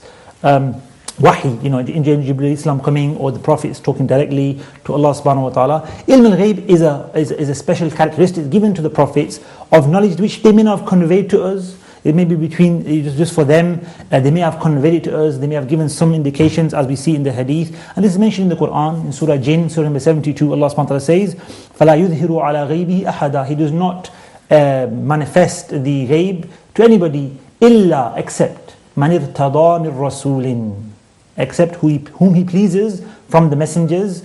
And differing on the interpretation of the ayah. Some say from the messengers, full stop. And some say from the messengers onwards. This min irtada, what does man refer to? Does man refer to just the messengers, or man irtada, min refers to from the messengers, as in just the messengers, min bayaniya, or is it min tab'idiyya, or ibtida'iyya, beginning from the messengers onwards. So there's a difference of opinion amongst the mufassirin regarding that particular ayah. But then to go on to your question, and some manifestations of the some other ayah of the ghaib. So part of the ghaib is the previous nations. Tilka min anba al-ghaib, that is the anba, the news and tidings of the ghaib. Nuhiha ilayk, which we reveal to you, which we communicate to you, the stories of the ancients. And where did the Prophet get this knowledge from? It wasn't from books, as some claim, and studying with the Christians or something like the Orientalists claim. It was revelation, it was communication from Allah subhanahu wa ta'ala, that he got the knowledge of the unseen, the knowledge of what was hidden from people and what was not known to him, to the Prophet himself. So it was given and gifted to the Prophet for wisdom, for a hikmah, for a wisdom. which was to ennoble the heart of the Prophet ﷺ, to give him knowledge of the angels, to give him knowledge of the creation of Allah subhanahu wa ta'ala, of the fire of hell, of heaven, and all this. And this is really very important, because we talk about knowledge. What is the role of knowledge in our lives, in a sense? True knowledge, beneficial knowledge, maybe we could put it, and that's everything that brings you closer to Allah subhanahu wa ta'ala.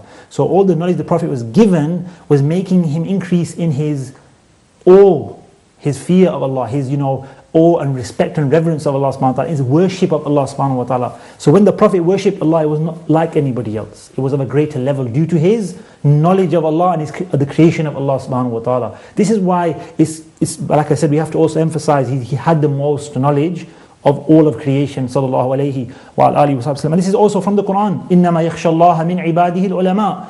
Truly those who have khashya, or fear of Allah subhanahu wa ta'ala, which is not a fear, you're scared, but a reverence and a sense of awareness of who Allah is those are the what? The ulama, not necessarily scholars, but the people of knowledge is a better translation here. The people of understanding of ilm, which the Prophet ﷺ was the first and foremost, أَنَا أَخْشَاكُمْ لِلَّهِ أَنْ أَعْلَمُكُمْ بِاللَّهِ, and the most fearful of Allah and the most knowledgeable of Allah subhanahu wa ta'ala. This is the knowledge that was given to him to make him the most knowledgeable, the most God-fearing, the best of all worshippers of Allah subhanahu wa ta'ala. And it's undeniable, as we've seen in the Quran, there are many hadith to support this, and the hadith that is probably the one that stands out the most is in Tirmidhi. Although it's in Tirmidhi, Imam Tirmidhi actually mentions that he asked Imam Bukhari about the hadith, and Imam Bukhari said it was sahih as well.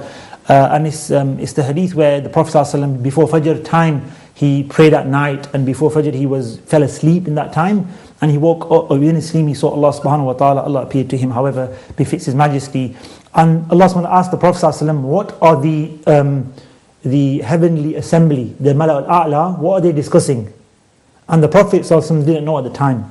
So it says in the hadith that Allah subhanahu wa ta'ala, literal translation is quite awkward here, but I'm going to translate it literally, but I don't believe that it's allowed really, or it's a good thing to do. But in the hadith it says that Allah subhanahu wa ta'ala placed, literal translation, his hand on the back of the Prophet ﷺ, the shoulder blade area. Obviously the word yad in the Arabic translated to hand in the English is a literal translation. It's not meaning a literal hand like I have here, unfortunately, but due to a lack of words or lack of ability to translate or interpret. But we could say Allah blessed the Prophet ﷺ and gave him a manifestation of his bounties. After this act, the Prophet ﷺ, I felt a coolness on my back. And then Allah subhanahu asked the Prophet ﷺ, what are the Mala al-A'la discussing? And actually the Prophet actually said, Tajallali, everything manifest, became clear, kullu shay, wa araftu, and I knew. This is actually in the words of the hadith, araftu, I know. So he knew, and knowledge came to him through this blessing of Allah subhanahu wa ta'ala.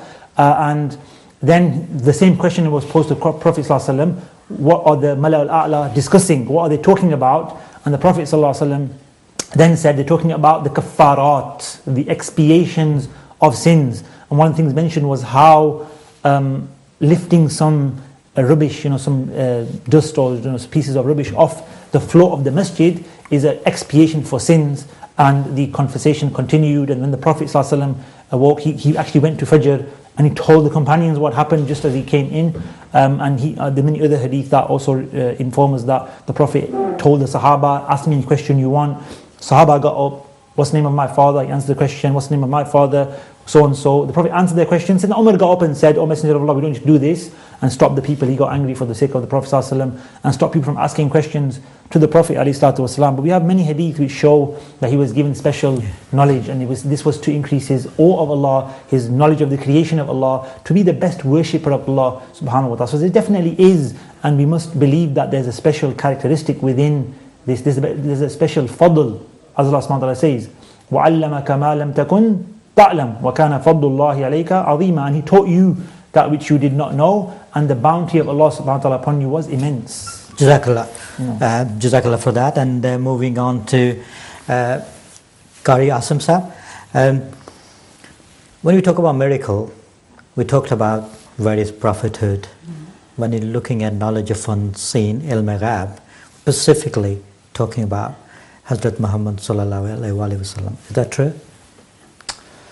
Bismillah ar-Rahman ar-Rahim. I think the word Nabi itself comes from the word Naba, which means the one who gives the news. So in a way we call all the prophets. The prophets gave pieces of news that others didn't know. Yeah. Now they receive that news from Allah subhanahu wa ta'ala. Allah says in the Holy Quran, وَمَا كَانَ اللَّهُ لِيُطْلِعَكُمْ الْغَيْبِ وَلَكِنَّ اللَّهَ يَجْتَبِي مِنْ رُسُلِهِ مَنْ يَشَاءُ. That Allah subhanahu wa ta'ala gives from, I'm just getting to the point in terms of translation, gives the knowledge to from amongst his Rasools to whosoever he wills. Otherwise the knowledge with Allah subhanahu wa ta'ala. Now, lots of prophets, like for instance we know specifically about Prophet Isa alayhi salam. In the Holy Quran is mentioned that he used to tell people in a way what they had already eaten in their homes. When they would come to Isa alayhi salam, he would be able to relate to them. He would be able to tell them what they had eaten at home. So in a way all the prophets, they had this ilm al-ghaib. Now just like the Prophet sallallahu alayhi wa sallam had everything in abundance, because Allah says, Allah subhanahu wa ta'ala has given the Prophet sallallahu alayhi wa sallam everything in abundance. As a result, his knowledge was in abundance. It was more than the knowledge given to other prophets. Inshallah. Karisa, inshallah, we'll come back to you. Muzaffar is from Bradford with us. Let's talk to him. Assalamu alaikum. Wa alaikum salam wa rahmatullahi wa barakatuhu. Jazakallah. Assalamu alaikum to my respectable brothers. MashaAllah, you have a great program going. Okay. Now, Sheikh Saab, I have a question for you, please. It's regarding the masala, regarding the beard. Can you please, I know it's irrelevant to the question in hand, but if you could shed some light on that, I'd really appreciate that, please. Okay, Jazakallah. We'll see. Can if time allows us, we'll definitely do that. As I said, this is not the topic we're talking about it, but inshallah. Jazakallah for your question, Muzaffar Bhai. Keep watching Ummah channel, and I've been informed we're going to have a small break, and inshallah as soon as we come back from break, I'll carry on with Qari Asim Saab, who was responding to one of the importance of Ilm Ghaib. So we'll come back to you inshallah. Let's go for a short break, and inshallah I'll see you after the break. Assalamu alaikum. Welcome back. My name is Shakil Salam, and you're watching Ummah Channel Sky 820. This is the final part of today's series, Who is Muhammad, peace be upon him, and topic today is the miracle of the Prophet Muhammad sallallahu alaihi wasallam and the knowledge of unseen. Just before the break, Qari Asim Saab was explaining about knowledge of unseen, ilm ghaib, and looking at sort of historical point of view and looking at the Quran and Hadith point of view. So Qari Saab, I would like you to continue with your subject. Bismillah ar-Rahman ar-Rahim. I think the key point about ilm al-ghaib is the issue that some people say. It's like when we believe that the Prophet sallallahu alaihi wasallam has ilm al-ghaib, it means that we're committing shirk, na'udhu billah. We are associating another being with Allah subhanahu wa ta'ala who has the knowledge. Now the key difference I think here is what we're trying to say, that Allah's knowledge is infinite, it is limitless, as Shaykh Saab mentioned.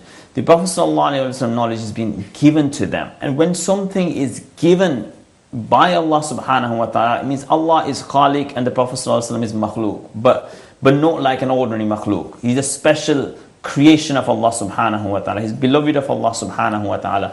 As a result, Allah subhanahu wa ta'ala has given him the knowledge much more than any other being. For instance, now we know, for instance, with the assistance of science and technology, lots of things in terms of weather reports, but there's no certainty that it definitely, weather will be exactly as the weather man or woman is telling us. Similarly with, let's say, childbirth, this is one of the things that Allah subhanahu wa ta'ala mentions in the Holy Quran, that it is the knowledge of Allah subhanahu wa ta'ala. But even now we can tell, not with utmost certainty, but we can tell to a degree whether it's going to be a boy or a girl, what's the delivery date, etc. So the reason I'm giving the example is that's something that we come across all the time. Like for instance, now our TomTom has ilm ghaib to a degree. It knows where the street is, where we need to go, where the stop is, etc. So we can believe in all of those things, and we don't think that actually, if we believe that if the doctor, what the doctor is saying about our child, we're happy to believe that. But when it comes to the one who's been given direct knowledge by Allah subhanahu wa ta'ala, perhaps we are hesitant to do that. That I believe only because of lack of understanding of the issue, and as a result it's become more complicated than it needs to be. Now there's so many examples from the life of the Prophet ﷺ, how much he knew. For instance, just to give you an example, one day the Prophet ﷺ is walking past two graves. And the Prophet so Ibn Abbas radiallahu ta'ala narrates that in Sahih Bukhari. The Prophet stops, as he walks past these graves, and he says, actually his color changes, and then the Prophet on the inquiry of others, he says that the people who are buried in these graves are being punished. Now the fact is, firstly, the Prophet the people are buried, don't know when they were buried, it's been a while. And then not only that, the Prophet ﷺ could see, because of his knowledge of the unseen, because it's absent, it's not in front of him, he could see that they were being punished. That's the first point. Second point is, not only that, he actually told them what were the reasons they were being punished. So one of them used to do chogli, let's say, what he did in his lifetime. So that means the Prophet ﷺ could see what was in his register of deeds, and as a result, the Prophet ﷺ mentioned that it was due to those actions that the person was being punished. So that in a way, the knowledge of the Prophet ﷺ was so far that that he could actually tell what they did in their lifetime. And as a result, they were being punished. If we take another example as to what's going to happen in the future.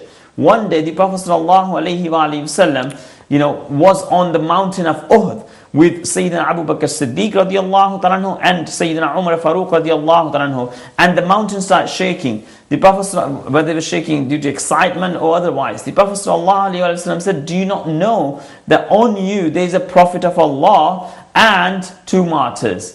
It was Sayyidina Umar Farooq and Sayyidina Usman Ghani radiallahu ta'ala with the Prophet. And he said, do you not know that there are two martyrs with you on the mountain? And martyrdom is something that was going to happen long time after that standing on the mountain. Literally, in the case of Sayyidina Usman Ghani radiallahu ta'ala, we're talking about almost 2 decades. But the Prophet ﷺ knew what was going to happen in 2 decades time. So this is his knowledge of, he knew what happened in the past, he knew what would happen in the future, but all of that was given to him by Allah subhanahu wa ta'ala. So there's no shirk. Subhanallah and Jazakallah for that explanation. Time is running against us. Muzaffar Bhai, if you ring during your question answered, there is a dedicated program twice a day on Ummah channel, and that will be more relevant for that. Yeah, it's 10 o'clock and I think it's 10 to 12. Just to finish off, we would like to get sort of closing remark from both of you. So Sheikh Wasim, if I finish off with you. Assalamu alaikum again to our viewers, mashallah. Thank you very much. It's been a very important topic today. I think it's been to get to know our Prophet sallallahu alaihi wasallam through his life, through how he was ennobled by Allah subhanahu wa ta'ala. I think I want to finish off with that concept where Imam Qadi Iyad or Qadi Iyad rahmatullah alayhi talks about this in his very famous work Ash-Shifa bi Ta'rifi Haquq al-Mustafa sallallahu alaihi wasallam, the remedy in knowing the rights of the chosen one. I think that's what we're talking about today. And he mentions about the prophets in general actually, but there's two sides to a prophet, if you like. There's wajhun bashariyun, which Qari Imam Asim mentioned, that we believe the Prophet sallallahu alaihi wasallam is human, but not like any other human being. And the thing that makes the Prophet and Prophets ﷺ different is the Nurani side, as Imam Qadi Iyad mentions it, as the spiritual side, if we can say. And he mentions that with this side, the prophets are ennobled in order to receive revelation, to communicate with Allah subhanahu wa ta'ala. They see the angels. We don't see the angels. I mean, some people are ennobled with an aspect of that. Their dreams are revelation. You know, some people have true dreams. They receive an element of that blessing of the nurani, the illuminated side. And the prophets are very much strengthened in this side. They have one side where they communicate with Allah, and they're in the malakut, in the different realm. And then they are the ones that convey the message, if they have to convey a message, and bring back the news to the people on this side, the bashar side, the human side.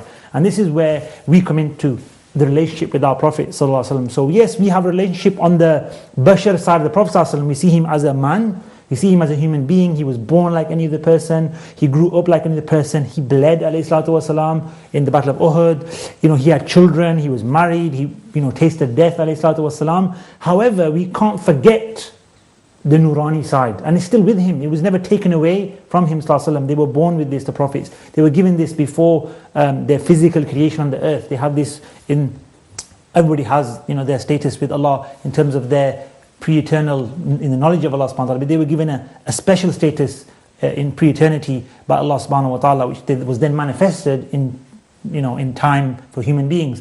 And this is something we have to remember about the Prophet Muhammad sallallahu alayhi wa alihi wa sallam. And my plea to the viewers, thank you all for viewing in and listening, and mashallah, thank you very much, is to remember that and to learn about that. So you learn about who the Prophet was and how you can emulate him, the human side of his habits. Imam Asim talked about it at the beginning, where he said every single aspect of his life is recorded, which was a miracle in itself.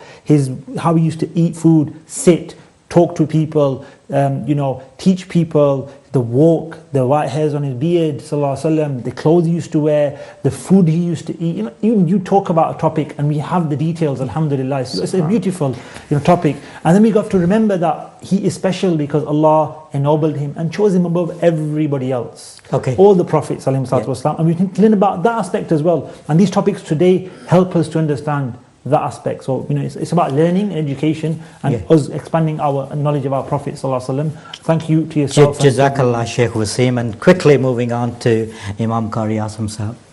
Bismillah ar-Rahman ar-Rahim. I think the point of today's session was effectively to reaffirm our faith. Yes. Because whenever we talk about any aspect of the Prophet ﷺ, it is to express our love for him, and more importantly to actually enable ourselves to follow in his footsteps. That he was supremely successful on both religious and secular levels because he is ennobled by Allah subhanahu wa ta'ala. He is Mustafa, the chosen one, and as a result every single aspect of his life is a blessing for us. And when we talk about his living miracle is now the Holy Quran, and also the prophetic way of Rasulullah sallallahu alayhi wa sallam. And we pray to Allah subhanahu wa ta'ala that he enables us to have, you know, the love of Rasulullah sallallahu alayhi wa sallam, so that we can uplift our spirits, and also he enables us to follow in his footsteps. And on the day of judgment, may he enable us to follow the daman of Rasulullah sallallahu alayhi wa sallam. And with that note, Imam Qari Asim Sahab, I'm really grateful on behalf of Ummah Channel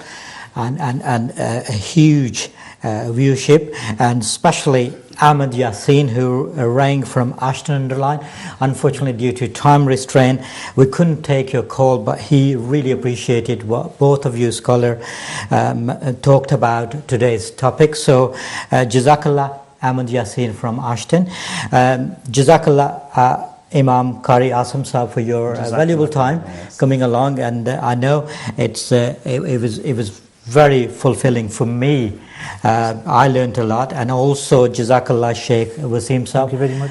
Thank you very much for coming along and talking to us, and thank you very much for everybody who is watching us. Thank you, and Jazakallah for all people who rang in and asked questions, people who sort of told our team for their appreciation of the program, and certainly talking about our a fantastic team of scholars who handled the subject very, very well, and talked through the miracle of the Prophet Muhammad sallallahu alaihi wasallam and the knowledge of unseen.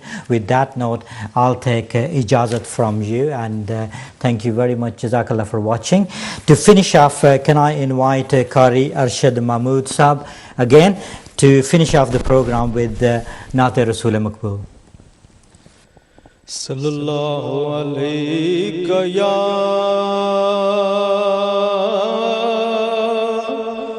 یا رسول اللہ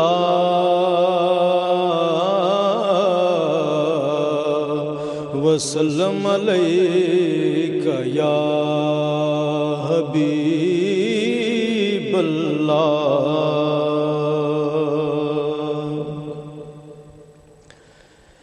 قبلہ گاہ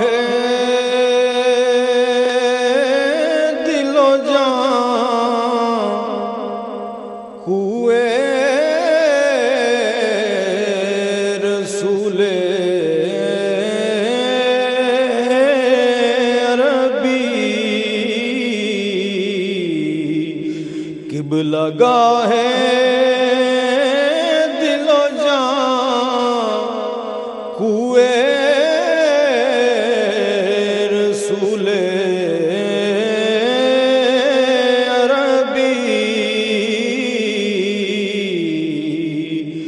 جلوائے حق رخے دل جوئے رسول عربی. جلوائے حق رخے دل جوئے رسول عربی.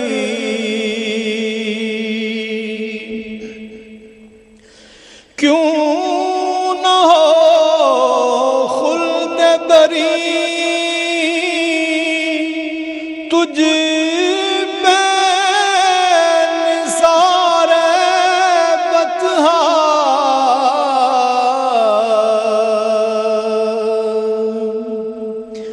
کیوں نہ ہو خلد بری تجھ پہ نثار بطحا. تیری گلیوں میں ہے خوشبوئے رسول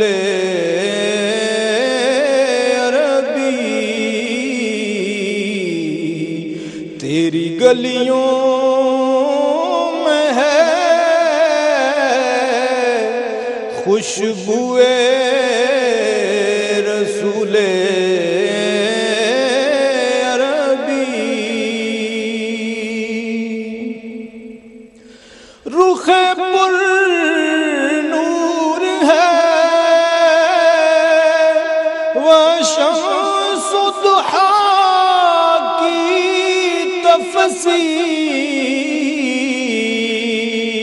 تفسیر.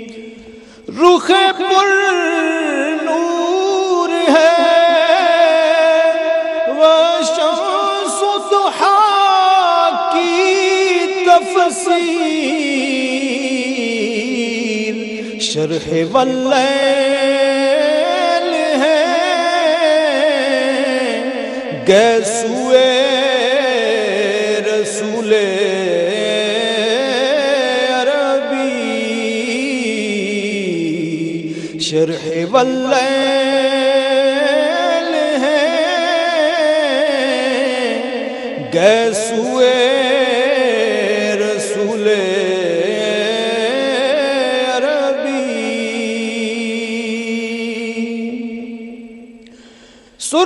سرمگین ہے مازاغ تو والفجر جبی.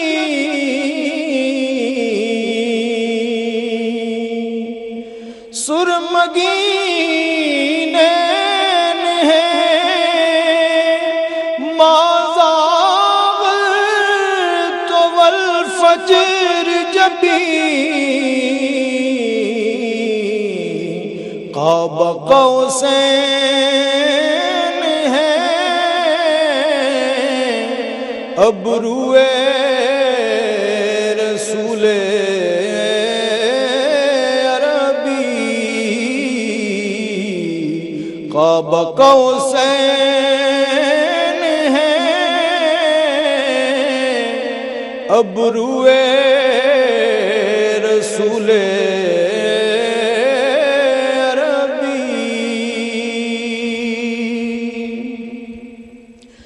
کس کو تھی غار میں معراج میت حاصل،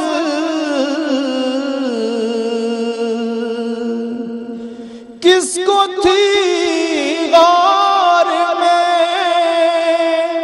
معراج میت حاصل، کس کی نظروں میں رہا روئے رسول عربی، کس کی نظروں میں رہا روئے رسول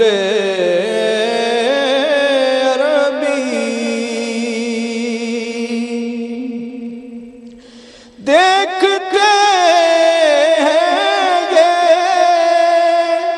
دو عالم میرے مولا کی طرف،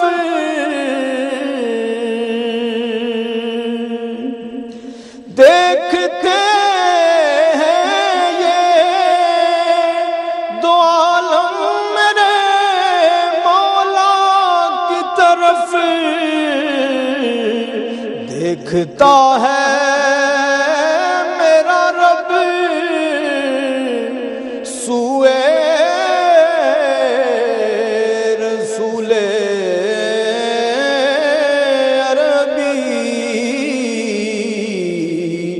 دیکھتا ہے میرا رب سوئے رسول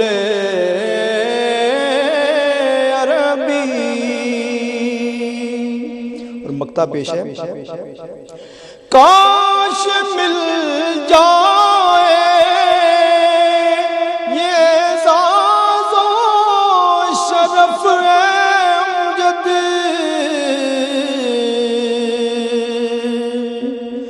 کاش مل جائے یہ اعزاز و شرف امجد،